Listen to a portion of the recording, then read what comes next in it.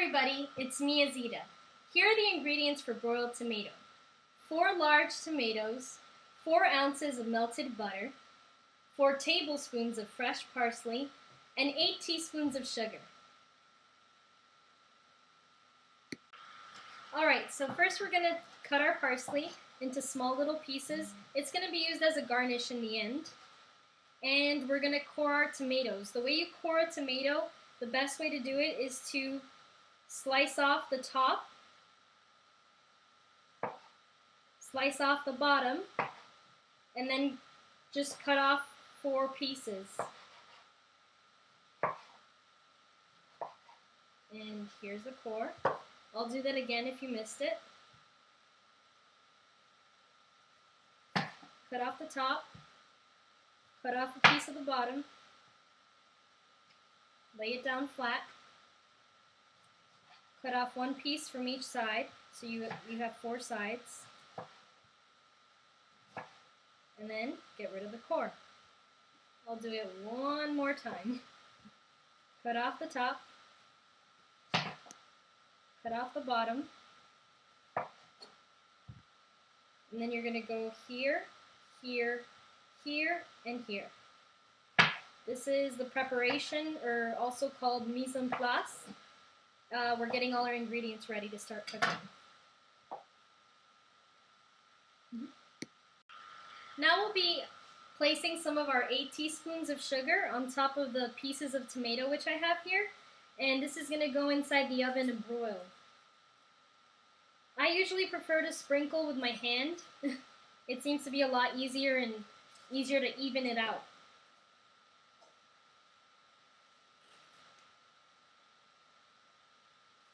Make sure you wash your hands.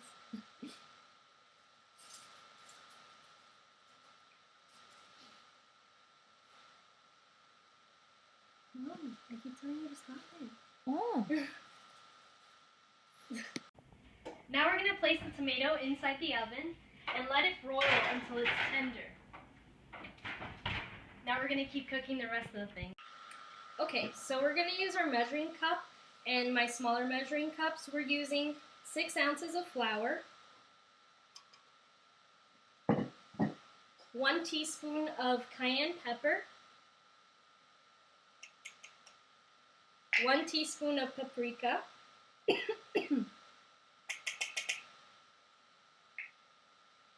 and 1 teaspoon of ground pepper. And last but not least, 1 tablespoon of salt.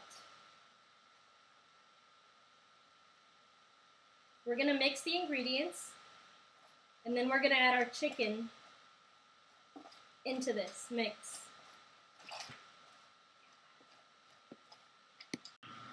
Then what we're going to do is we're going to grab our whole chicken that was cut into 8 pieces, and you're sort of just going to spin around the pieces in the flour mixture that we just mixed. Okay, make sure it's somewhat well covered. See? You can toss them on top with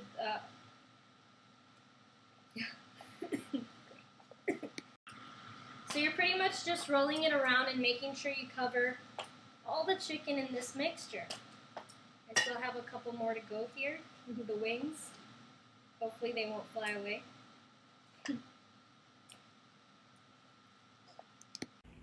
Okay, so what we're going to do here is we're going to add 1 ounce of butter and 1 ounce of vegetable oil on a pan, okay?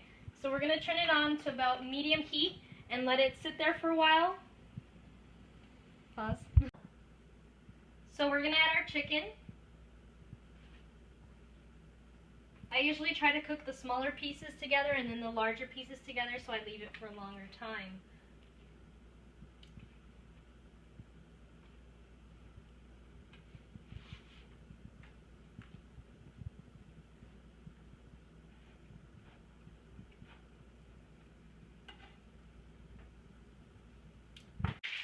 So what we're doing here is we're waiting for some browning. Some pieces are still kind of white, others are already starting to get that little brown crust on top.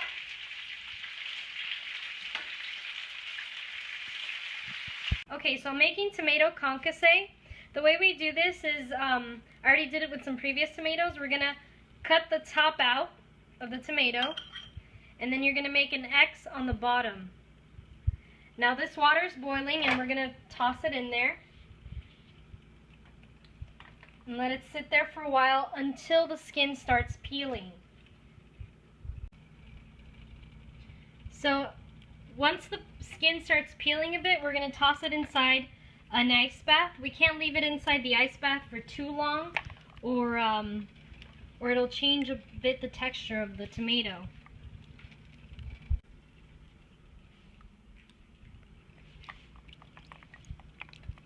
So we're going to peel the tomato,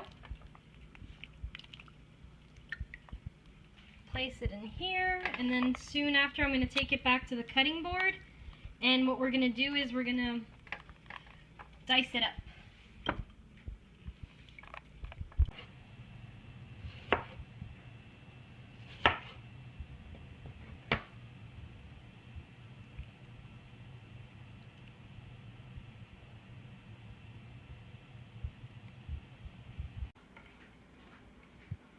So what I'm doing here is I'm doing something similar to a sauté. I have green peppers in here, 4 green peppers, everything diced, 4 green peppers, 3 onions, 3 garlic cloves, and now I'm going to add a tablespoon of curry.